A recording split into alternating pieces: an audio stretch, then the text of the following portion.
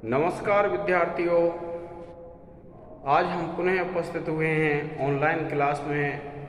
जो संस्कृत भाषा BA part second की ऑनलाइन क्लास हैं, क्योंकि जो वैश्विक महामारी है वह पुनः से भारत में मंडराने लगी है और प्रशासन भी अत्यंत सख्त हो गया है।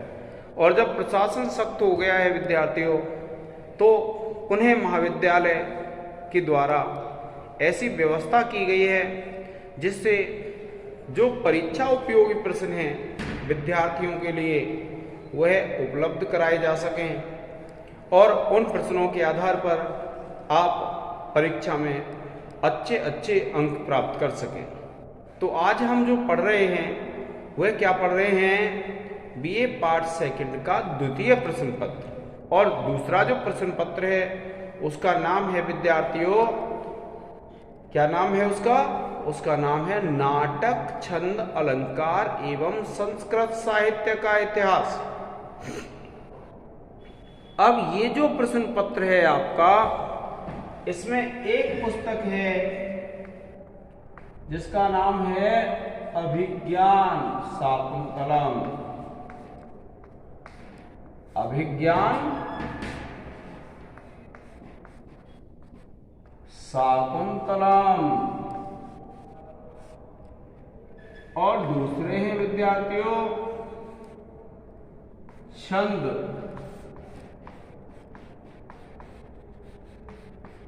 अभिज्ञान शाकुंतलम के अनुसार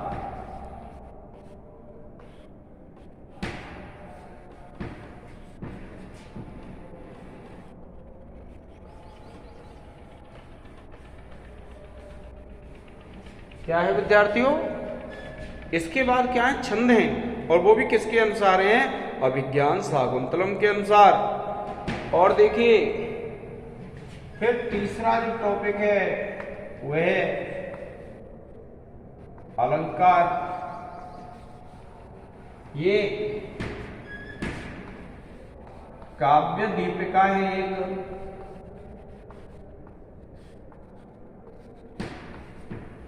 कि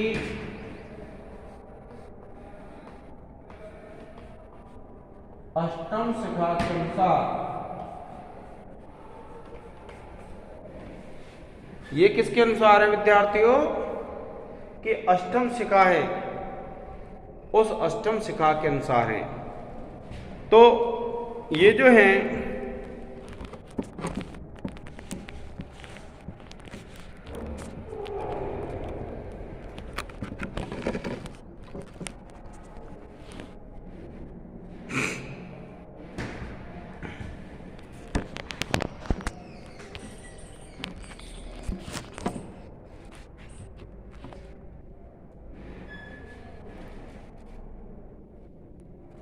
अब अष्टम शिखा के अनुसार अगर आप पढ़ते हैं तो जब आप अष्टम शिखा के अनुसार पढ़ेंगे तो जो उदाहरण,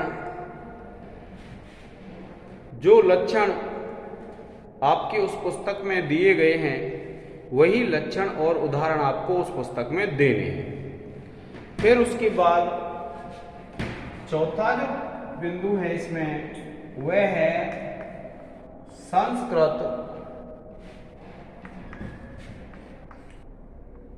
साहित्य का इतिहास।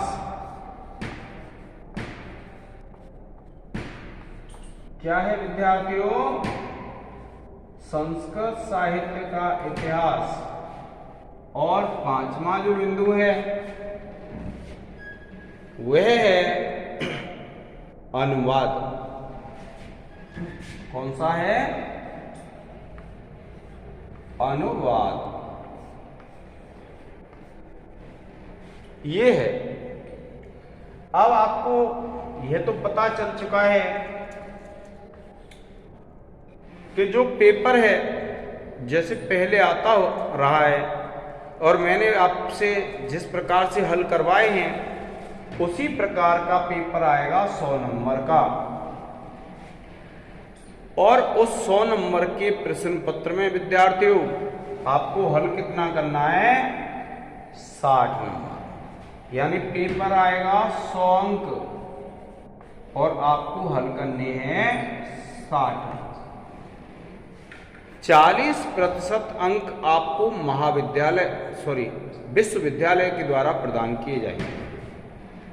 अब हमको इसमें विशेष रूप से इस बात का ध्यान रखना है, कुछ विद्यार्थी इस भ्रम में हैं अभी से कि परीक्षा नहीं होगी, तो अभी से इस भ्रम में नहीं रहें। जब तक कोई भी ऐसा आदेश नहीं आ जाता है कि प्रमोट किए जाएंगे, तब तक आपको पढ़ाई को निरंतर रखना है, आपको पढ़ते रहना है। और अगर आप नहीं पढ़ पाते हैं, आपके साथ ऐसा है कि आप इसी भरोसे में रह जाएं कि प्रमोट हो जाएंगे, तो यह आवश्यक नहीं है कि आप प्रमोट हो जाएं, क्योंकि जब आदेश आ जाएगा तभी इस बात को मानना उचित होगा। अब इसमें क्या है विद्यार्थियों कि ये जो अलंकार और छंद हैं यह 20 नंबर के हैं। 10 नंबर के अलंकार, 10 नंबर के छंद। यह ऐसा टॉपिक है जिसमें हमारे नंबर नहीं कटेंगे। उसके बाद देखिए अभिज्ञान शाकुंतलम है, इसमें 7 अंक हैं और इसकी जो व्याख्याएं हैं हमको बहुत अच्छी तरह से कर सकते हैं हम उसको। अब 7 अंक में से कुछ अंक ऐसे हैं जिन अंकों को पढ़ के अगर हम परीक्षा में जाते हैं तो शायद पूरा पेपर हमारा हो जाएगा। जैसे पहला, दूसरा और चौथा, पांचवा, ये अंक ऐसे हैं जो अब तक परीक्षा हुई हैं उन सभी परीक्षाओं में इनसे संबंधित प्रश्न आते रहे हैं। और इनसे संबंधित जब प्रश्न आते रहे हैं तो अगर हम इनको तैयार कर लेते हैं तो कोई भी परेशानी हमारे सामने नहीं आएगी। आपके लिए मैंने पीडीएफ के द्वारा जितने अभिज्ञान शाकुंतलम के, संस्कृत साहित्य के, इतिहास के प्रश्न बनते थे, छोटे और बड़े, लघुत्तरात्मक और निबंधात्मक, सब प्रश्न मैंने आपके लिए उपलब्ध करा दिए। अब बात यह है कि हमको 60 नंबर देखने हैं, तो जैसे मैंने आपसे वाक्य हल करवाए थे, वाक्यों की जो स्थिति थी वह क्या थी कि 10 वाक्य आते हैं हिंदी भाषा में, और जो 10 वाक्य हिंदी भाषा में आते हैं उनमें से कोई से यानी किन्हीं 5 वाक्यों का हमको संस्कृत भाषा में अनुवाद करना होता है। 5 पंक्ति लिखनी है हमको और हमारे 10 नंबर पूरे हो जाएंगे। अगर हम गलत नहीं लिखते हैं तो हमारा एक भी अंक कोई भी शिक्षक नहीं काट सकता है। आया आपकी समझ में कि अगर हम सही तरीके से लिख रहे हैं, कोई भी गलती नहीं है, तो ये कितने नंबर हो जाएंगे हमारे 10 नंबर अनुवाद के। इसके बाद विद्यार्थियों छंद और अलंकार मैंने जो आपको तैयार कराए थे और जो कॉलेज के टेलीग्राम ग्रुप पे पड़े हुए हैं, उन सबको अगर आप देखते हैं तो अभी ये जो छंद हैं और अलंकार हैं ये 20 नंबर के हैं। इनमें से हमारा एक भी प्रश्न गलत नहीं होगा। अगर हमने ईमानदारी से तैयारी की है तो हमारा एक भी अंक नहीं कटेगा। अब देखिए 10 नंबर इसके हो गए, 20 नंबर इसके हो गए, कितने हो गए 30 नंबर। अब 30 के बाद विद्यार्थियों संस्कृत साहित्य का जो इतिहास है वह संस्कृत साहित्य का इतिहास आता है आपका छोटे प्रश्न 16 के और नए बड़े बड़े प्रश्न 9 नंबर के। यानी जो छोटे प्रश्न हैं, छोटे प्रश्न तो कितने नंबर के आते हैं आपके 16 नंबर के। यानी 8 प्रश्न आपसे पूछे जाएंगे और 8 प्रश्न में 2-2 नंबर के होंगे वे। जैसे आपसे पूछ लिया कि किन्हीं 2 वीर काव्यों के नाम लिखिए, तो आपको लिखना है रामायण और दूसरा महाभारत। आपसे पूछ लिया किन्हीं दो उपजीव्य काव्यों के नाम लिखिए, तो भी आपको क्या लिखना है, नंबर 1 रामायण, नंबर 2 महाभारत। इसी प्रकार से आपसे अन्य प्रश्न पूछे जा सकते हैं, जैसे कालिदास के 2 गीति काव्यों के नाम लिखिए, कालिदास के 2 महाकाव्यों के नाम लिखिए। ये भी जो 16 नंबर हैं वे ऐसे हैं जिनमें एक भी नंबर नहीं कटेगा अगर आप सही जवाब देते हैं तो 16 और 30 कितने हो गए विद्यार्थियों, 16 और 30 हो गए 46 नंबर। अब हमको कितने नंबर का विषय वस्तु करनी है, 14 नंबर की। 46 में अगर हम 14 नंबर जोड़ देंगे तो कितना हो जाएगा, 60 नंबर हो जाएगा। यानी 46 में जब हम 14 जोड़ेंगे 60। अब 14 नंबर को हमको क्या करना है विद्यार्थियों, इस अभिज्ञान शाकुंतलम की चाहे तो आप 2 व्याख्या कर लें और चाहे तो आप इसका प्रश्न हल कर लें, तो आपके बहुत आसानी से जो 60 नंबर का विषय वस्तु है वह हल हो जाएगा। अब क्या है, आपको उसमें क्या करना होता है कि व्याकरण टिप्पणी सहित व्याख्या करनी होती है। अगर हम व्याख्या अच्छी तरह से नहीं कर पाते हैं तो फिर परिणाम भी बहुत अच्छा नहीं होता है विद्यार्थी, क्योंकि परिणाम इस बात पर निर्भर करता है कि हम अपनी बात परीक्षक के सामने किस तरीके से प्रस्तुत कर रहे हैं। देखिए, जैसे एक श्लोक है, इसमें प्रथम अंक का है ग्रीवा भंगा विरामम, ये मान लीजिए आप, ठीक है। ये 7वां श्लोक है प्रथम अंक का विद्यार्थियों। अब इस श्लोक का मान लीजिए हम लिखते हैं संदर्भ, तो आप क्या लिखेंगे, देखिए आप लिखेंगे संदर्भ।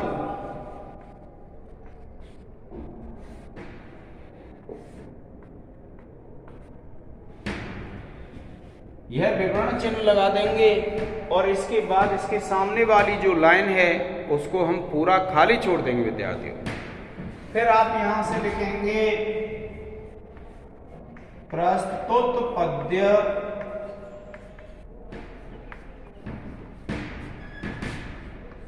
महाकवि कालिदास विरचित। देखिए इसको रेखांकित कर देंगे हम और लिखेंगे कालिदास विरचित।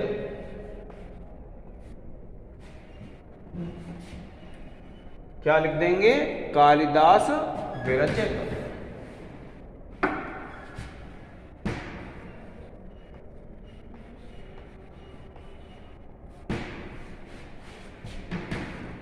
आप लिखेंगे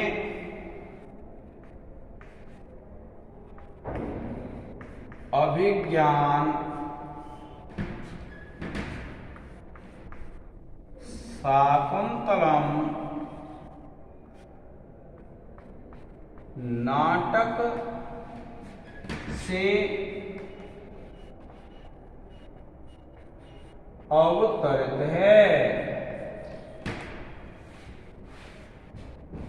अवतरित है। अब देखिए ये जो अभिज्ञान शाकुंतलम है इसको भी हम अंडरलाइन कर देंगे, इसको भी अंडरलाइन कर देंगे। यह हो गया हमारा संदर्भ। एक स्क्रीनशॉट ले लें विद्यार्थियों इसका।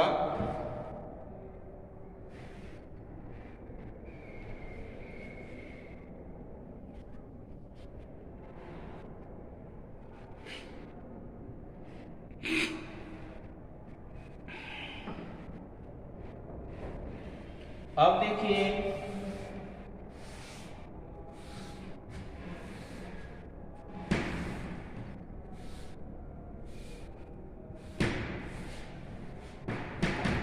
अब लिखते हैं, मान लीजिए प्रसंग।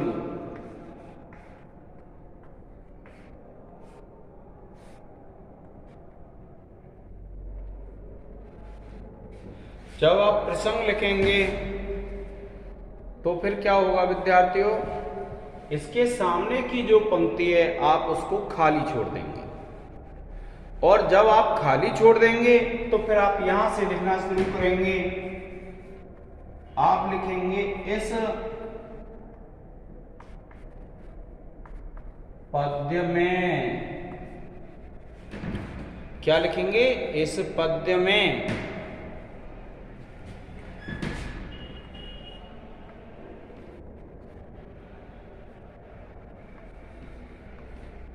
दुष्यंत के रथ के आगे भागते हुए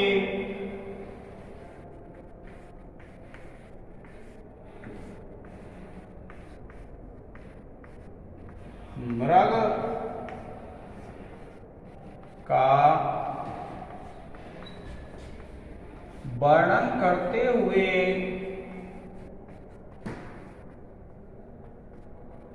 कालिदास कहते हैं,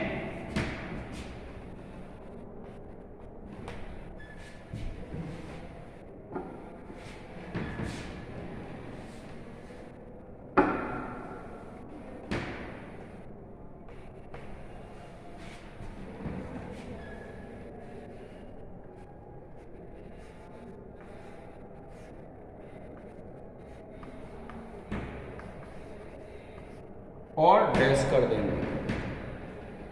यह आपका क्या हो जाएगा, प्रसंग।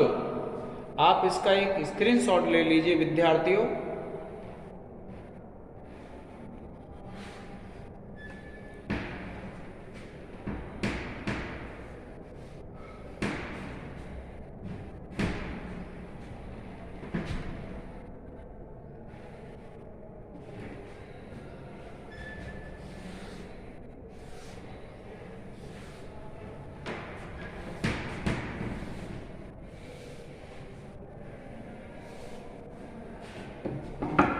अब देखिए, फिर आप व्याख्या लिख देंगे और फिर आएंगे आप विशेष पर।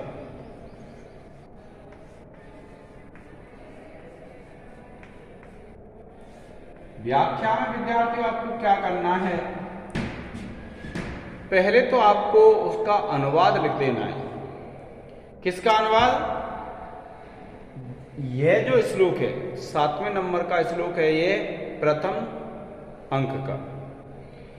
फिर उसके बाद आप पैराग्राफ बदलेंगे और लिखेंगे अर्थात, अर्थात करके इसकी विस्तृत व्याख्या लिख देंगे। ऐसा नहीं करें कि छोटा सा लिख दें।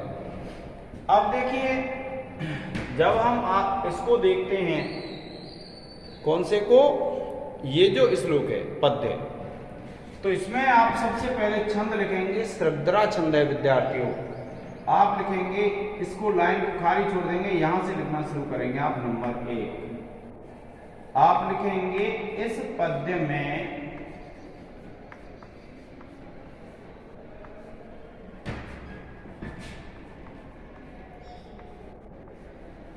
श्रद्धा छंद है।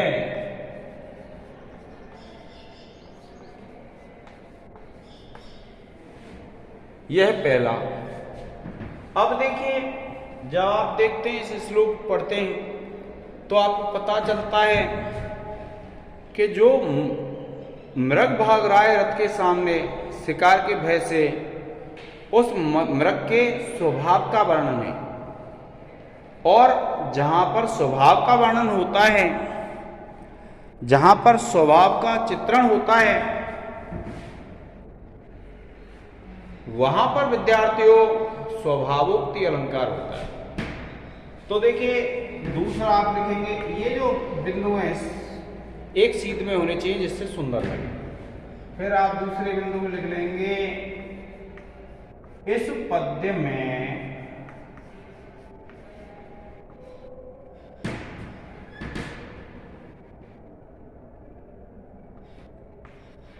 स्वभावोक्ति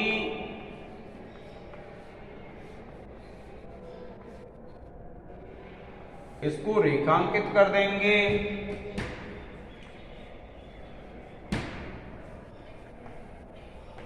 अलंकार है। कौन सा अलंकार है इसमें? इसमें स्वभावोक्ति अलंकार है।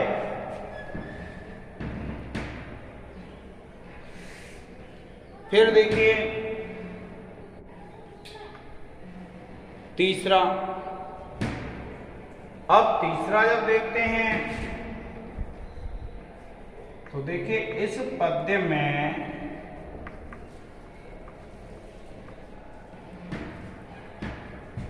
आपको पता है वह मृग भयभीत हो रहा है। और मृग किससे भयभीत हो रहा है? राजा के रथ से और राजा के शिकार के डर से। तो आप लिखेंगे इस पद्य में भयानक रस है। क्या है विद्यार्थियों? आप लिखेंगे इस पद्य में भयानक रस है। और फिर चौथा देखिए नाटक की संधियां होती हैं और इसमें सबसे पहले जो संधि है पूरे प्रथम अंक में एक संधि है जिसका नाम है मुख। तो आप लिखेंगे नाट्य शास्त्र के अनुसार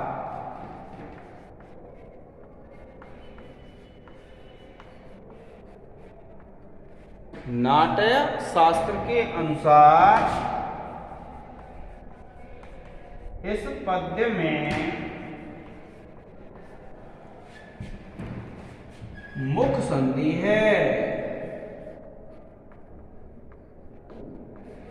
ये जो है मुख संधि विद्यार्थियों ये पूरे प्रथम अंक में है।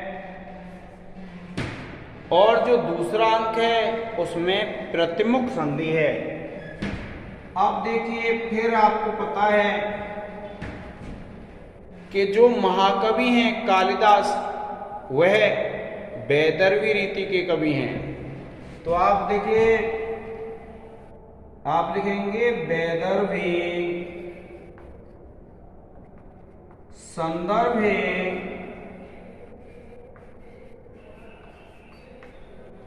कालिदासो विशिष्यते।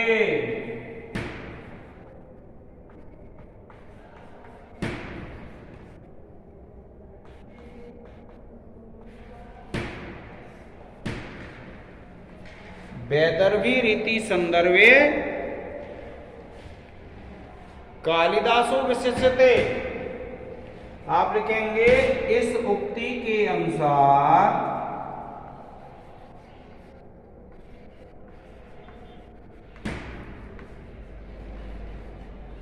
इस पद्य में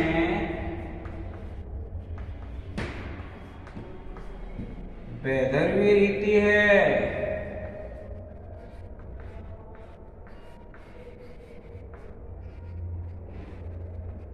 और इसको विद्यार्थियों रेखांकित कर देंगे। इनमें विद्यार्थियों ये रस बदल जाएगा। जहां भी आपको यह लगता है कि शकुंतला के सौंदर्य का वर्णन है तो जब आप देखते हैं प्रथम अंक में, द्वितीय अंक में, तृतीय अंक में राजा के मुख से जितने बार श्लोक निकले हैं वे सब शकुंतला के सौंदर्य के लिए हैं। तो जहाँ स्त्रियों के सौंदर्य का वर्णन हो तो वहाँ श्रृंगार रस होता है। इसके बाद चतुर्थ अगर उसमें चले जाते हो, अगर दुर्वासा ऋषि वाला आ जाए तो रौद्र रस है, क्योंकि उस अंक का प्रारंभ किससे होता है? रौद्र रस से होता है। और संपूर्ण में कौन सा है? करुण रस है। तो जहां भी आपको ध्यान आ जाएगा कि पहले से जैसे आप शुरू करेंगे तो श्रृंगार रस की शुरुआत हो जाती है जब राजा आश्रम में पहुंच जाता है, और चतुर्थ में कौन सा है? करुण रस है। मुख प्रथमुख ये बदलती रहती है विद्यार्थियों, पहले में, दूसरे में, तीसरे में, ऐसे। तो ये जो संधियां हैं ये एक से रहेंगे। आप इसका एक स्क्रीनशॉट ले लें विद्यार्थियों।